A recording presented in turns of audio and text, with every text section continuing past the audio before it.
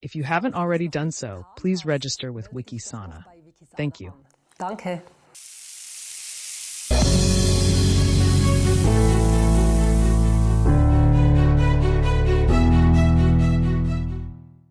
Welcome, dear viewers, to our natural medicine format today.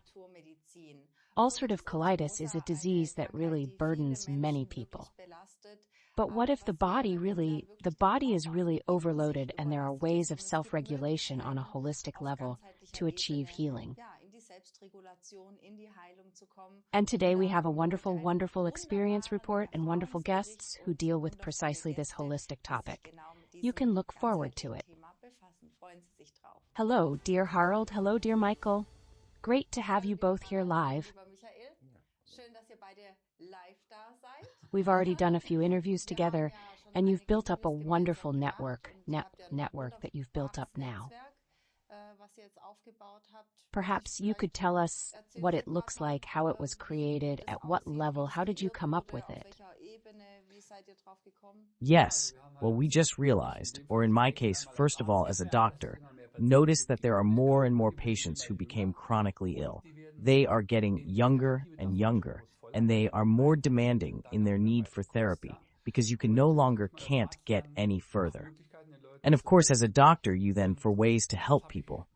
And that's what I used to do about bioresonance, about measuring deficiency symptoms and balancing and so on. And then at some point I added the intestines, and then later came gel therapy.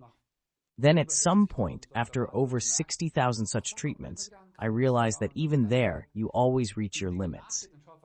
And if you then pursue things and see what else you can do, at some point you come to detoxification options. And what I think is best at the moment, the best way at the moment to really detox extensively, detoxification, is toxopheresis. And I got to know this, and then also got to know Mr. Husung. And we then had a conversation. How can I get this procedure to people all that I can treat at all?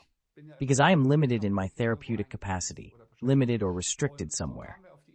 And that's how we came up with the idea to set up a network or a basis for cooperation where we could enable other colleagues to share in the knowledge, to share in the therapy, to learn from their knowledge, to learn from their knowledge, to be able to work scientifically on the data and experience gained.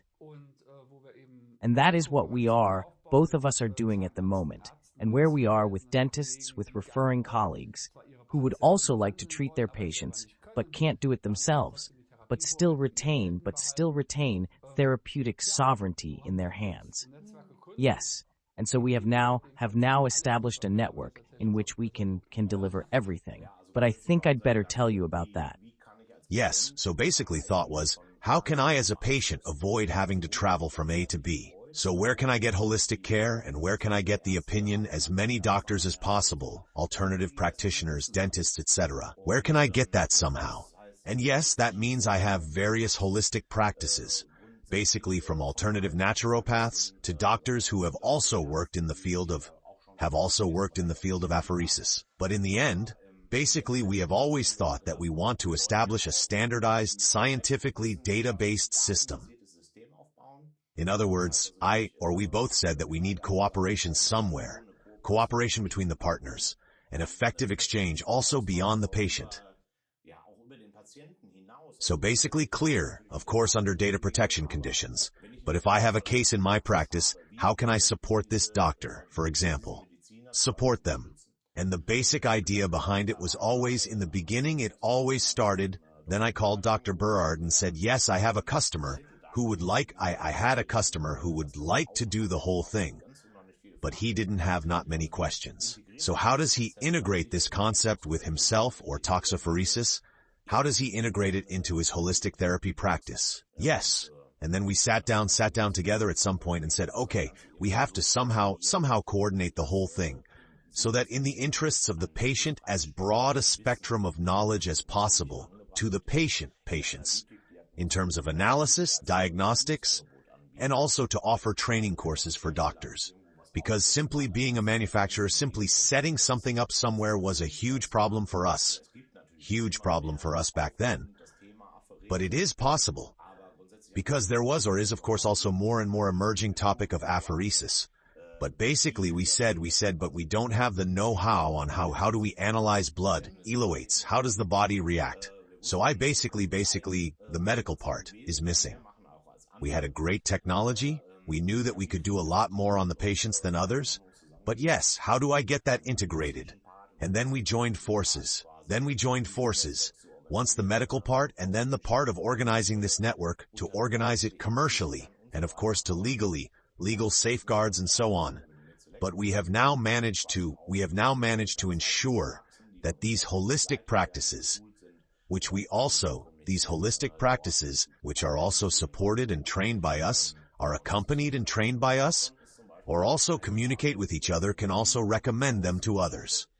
Yes, and that's how it came about. And one of them, for example, lady in Berlin, for example, who has just joined us, and we have an interesting case where a patient is also involved. That's great. Hello, Dr. Van-Nguyen. Thank you for your time. Yes, thank you very much. Best regards from Berlin. Yes.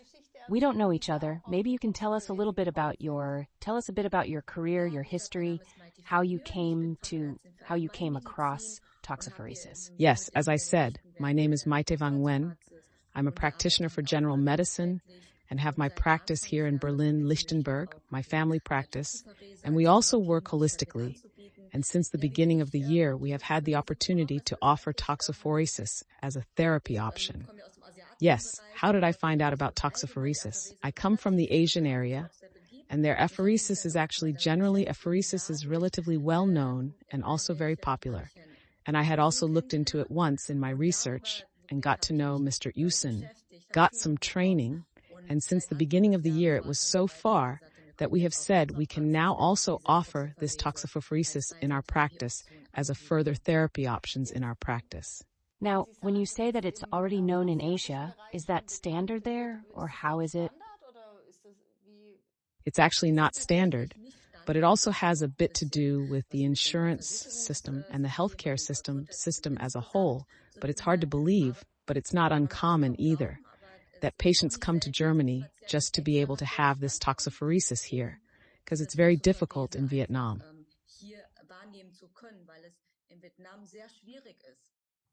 Okay, but the awareness is definitely more there. It is very much there, because that it is very common in other countries like Japan and China. Some people naturally fly in these countries, of course, but the fact that we are mainly doing toxophoresis here, it's not uncommon for them to fly in from Asia. What does the exposure look like? Is there a difference? Yes, above all, the environment, toxins, nutrition is a very, very, very big topic. It really is the case there that people hardly dare to simply buy things. They try to grow everything themselves because there are no controls as we know it here. You really have to take a look. It all looks nice, but everyone knows what kind of products are sprayed so that it simply looks nice, whether it's the vegetables, the food as a whole, and that is why there is much greater concern about the environmental toxins that you take in. Do you see that later in the elote as a difference to Europeans? Well, we do find a bit more. So, of course, we have to say, not everyone does the elote examination as we would wish, simply in order to find more knowledge, but those who do it, we will certainly find more chemicals. Just on the diet, with lots of fish, lots of rice, that's where we always find something.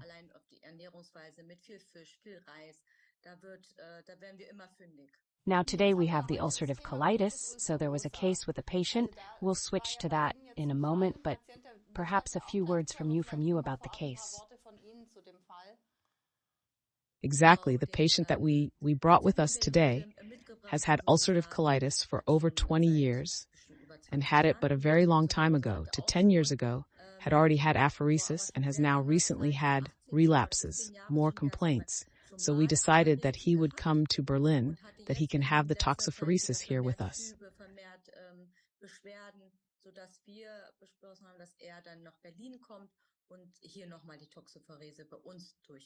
He has now done this twice now, a week apart, and we have also the whole diagnosis, just as we always discuss it and how we always want it.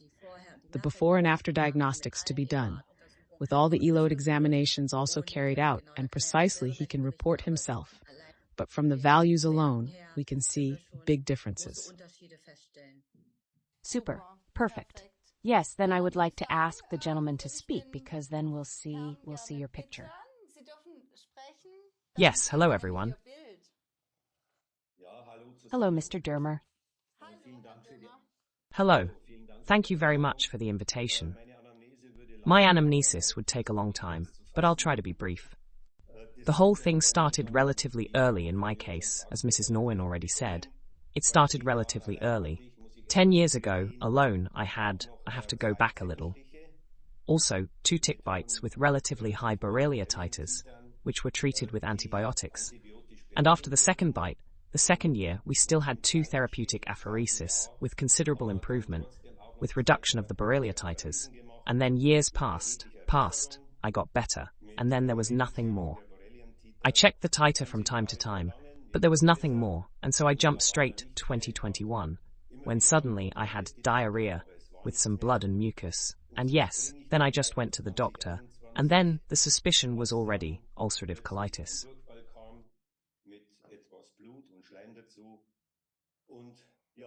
Dann bin ich eben zum Arzt gegangen und da war dann der Verdacht schon einer Colitis ulcerosa. At first, if you do it on this order of ectoscopies, there was also proctitis discovered in 15 centimeter depth.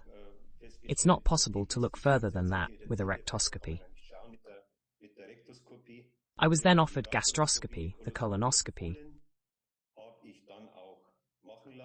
I then also had it done by a practicing gastroenterologist, esophagogastroduodenoscopy.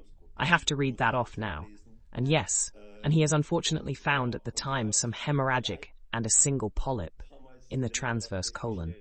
Something very small was removed. Unfortunately, he had not recognized ulcerative colitis, but in my case, the complaints continued, and I didn't understand it. Aber bei mir gingen die Beschwerden ja weiter und ich musste ja die Wochen darauf schauen. Ich habe es nicht, das stimmt was nicht. I had to have it looked at. I had to have a look. Then I was referred to my clinic in Regensburg, where they took another look at it and found that in the middle of a partial colonoscopy with a sigmoidoscopy, which is a sigmoidoscopy, is something where you can see about 3/4 can see in total, that I do have left-sided colitis with ulcerative colitis, which was also immediately treated with mesalazine, clismin, and granules. And I was asked to take this now and to present myself again in 2 to 3 months, which I did. Then at the end of April, they were a bit surprised that the therapy had done nothing, and I was still diagnosed with ulcerative colitis with infestation, rectum, medium-grade sigmoid colon. And after I had not responded to the previously mentioned of no malignancy, they decided to give me cortisone, i.e. 80 milligrams IV for 2 months, with a weekly reduction of weekly 10 milligram reduction for 2 months. And clearly symptomatically it then got better. But I think after the 2.5 months of cortisone, not necessarily causative. Nachdem ich auf die vorher erwähnte Therapie ja nicht angesprochen hatte, hat man entschieden, mir dann bei Feststellung dessen, dass ich keinen Anhalt für Malignität habe, Cortison, also Decortin zu nehmen, 80 Milligramm IV, 2 Monate lang mit wöchentlicher 10 Milligramm Reduzierung. Und klar, symptomatisch wird es dann besser, aber ich denke nach den 2,5 Monaten Cortison nicht unbedingt ursächlich. So war es dann auch eine Zeit lang und jetzt Anfang des Jahres 2023. That's how it was for a while. And now, at the beginning of the year 2023, the symptoms returned. As already mentioned, according to the colitis, just diarrhea, stomach cramps, also a slight admixture of blood and some mucus, just like in 2021. So overall it hasn't gotten any better. And so we decided now, 2 or 3 weeks ago, for the toxopheresis. On 5.9th, we did the first one and then saw a elote bag and saw a beautiful color, toxic colors, and the lab elote results showed that almost all the values were also elevated. Very elevated from the toxins. Yes, I then went home, although it's very nice in Berlin. Toxische Farben, sage ich mal. Und die Laborergebnisse haben dann auch gezeigt, dass nahezu alle Werte auch sehr erhöht waren von den Toxinen her. Ja, ich bin dann nach Hause, obwohl es in Berlin sehr schön ist, und habe dann in den nächsten Tagen schon auch And over the next few days, I also showed a bit of a reaction in the form of, when I remember the Lyme disease, kind of a Herxheimer reaction. I think that comes out of the body, out of the tissue again. The immune system reacts. I think Mr. Burgard can say more about that. But it kind of a Herxheimer reaction. Maybe a good sign, because something had happened. And we then, the following week, on 12/9, was only a few days ago, we did the second toxopheresis. We still don't have all the results yet, but we have some toxins again, as we saw in the Eloat bag. And yes, and that's where we are now. And my question, which I would now have to the committee, do we continue with this? Does it make sense to add toxopherese number 3, 4, 5? And yes, I think I will do that in the medical committee with Dr. Burgard, with Mrs.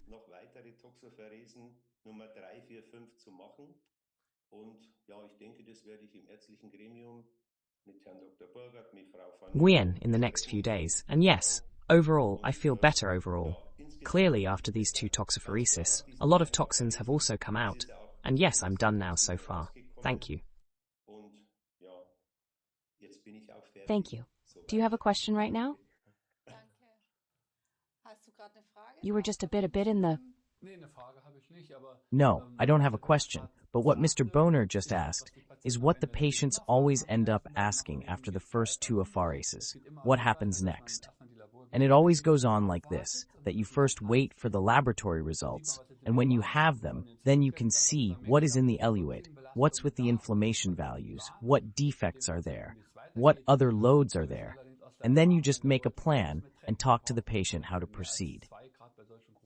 However, we know from experience that when the bag is full of junk, then you generally need more than 2 treatments for such chronic diseases.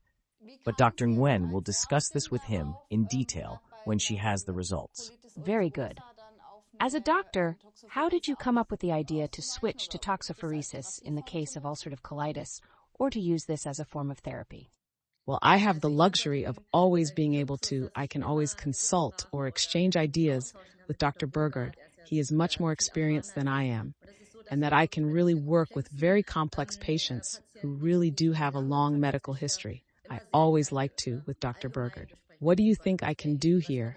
What can I perhaps do in terms of diagnostics that may not yet be done? And the fact that we are exchanging ideas, in this case, it was the very clear message in this case that toxopheresis is definitely a therapy that we want to offer in any case.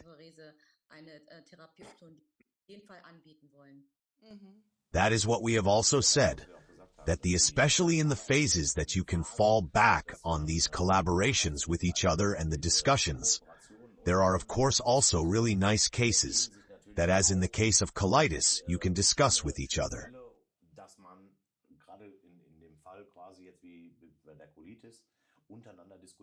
And of course, naturally also benefits someone who is just introducing it, or in the introductory phase has follow-up training and so on, naturally benefits very well from these cooperation. That's great.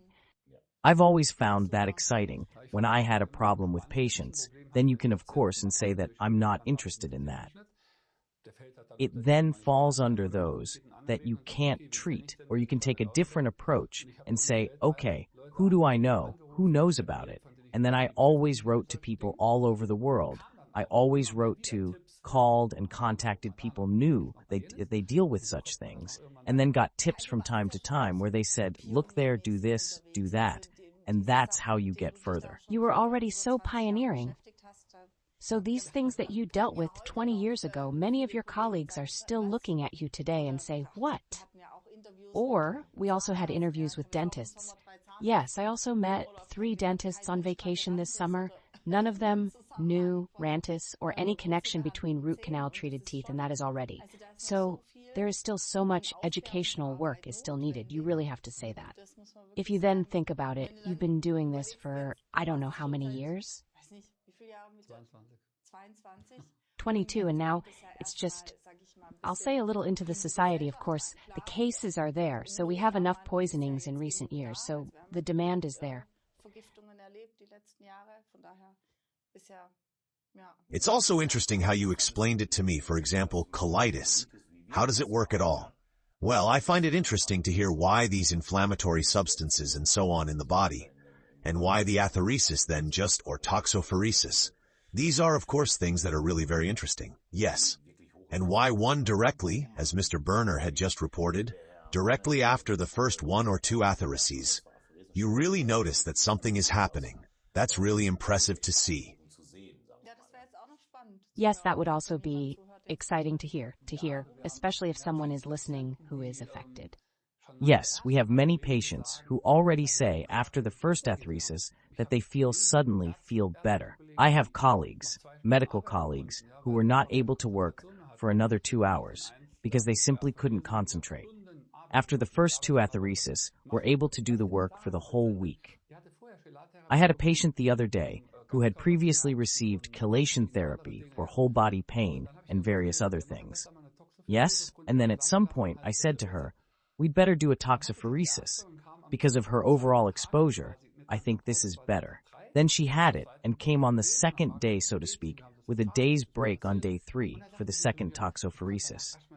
And then I always asked, how are you? How did you tolerate it? What happened? And then she said to me, she was able to stand up straight again, and I could then pluck weeds with this new energy without pain. And then I could do something around the house that I hadn't been able to do for a long time. And then a big bike ride, and so on. That's always amazing, of course, because people are simply happy, and this can only be achieved only by taking out what clutters up the body. And that is no different with colitis, as with Crohn's disease or rheumatoid arthritis. People have stresses in their bodies from a wide variety of areas that cause inflammation, effects of toxins, hormonal disorders, and much more, which we have discussed in detail in other videos have discussed in detail. And if I reduce this load, and I come under this individual tolerance of yours, then the symptoms are gone. And then when it comes back, they say, oh, now it's getting worse again. Then you have to follow up with therapy. And when you're so far down that you are permanently below this stress threshold of yourself, then the complaints are gone. And that's what we notice again and again. Some feel it immediately, some feel it a little later. But if you treat someone often enough, and chronic illness is not a sprint, but a marathon, that takes a bit of time, then you get a result. Perfect.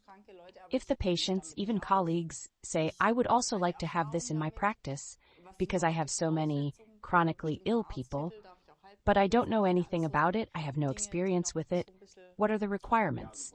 Do I need a certain title of doctor? Am I also allowed to be a non-medical practitioner? These are all things that are still a bit...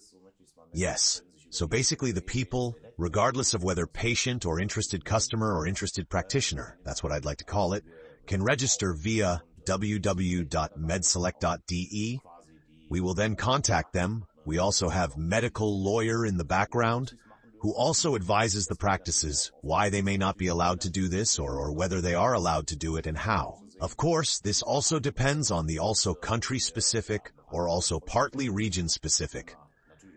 They receive this advice, and we then provide you with comprehensive advice, of course also from a commercial and legal perspective, together with the lawyer together, and on the other hand, of course, also medically. How can you integrate the whole thing?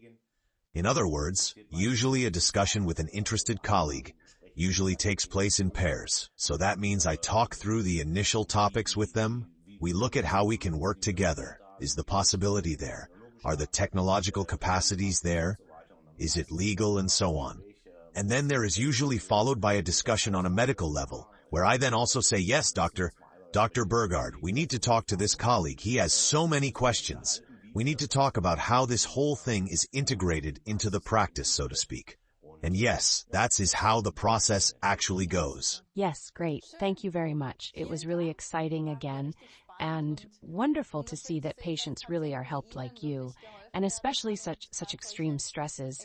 We do not know what would have happened with Lyme disease, because if it had gone any further. Yes, I perhaps wanted to add one more point, if I may. The social component, I had forgotten, is of course also very important. I think with ulcerative colitis, if you have to go to the toilet 10 or 12 times a day, you don't dare you to go anywhere anymore, and you hardly go out of the house. So this psychological burden is a very important point, and when you feel better, life is worth living again. That's what I wanted to say.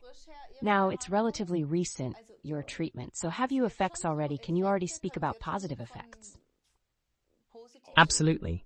After the 2 toxophoresis, I'm feeling much better, physically, and also in my head. I simply noticed that this toxin source has simply flushed out twice, and I just feel better overall. That's just the way it is. Great, thank you very much. Now, your colleague May, when you speak again, then we will also see your picture, doctor. I'm still here. Then thank you very much in any case, and yes, good luck. Good luck too, yes. Thank you very much. Super, thank you for your time. Bye, thank you very much. Yes, thank you all, and see you soon. Dear spectators, wonderful, great team, many people who are concerned with the holistic way of health, and of course I am always happy when this information is shared with us. I hope they do too. Thank you very much for watching. See you soon. Bye.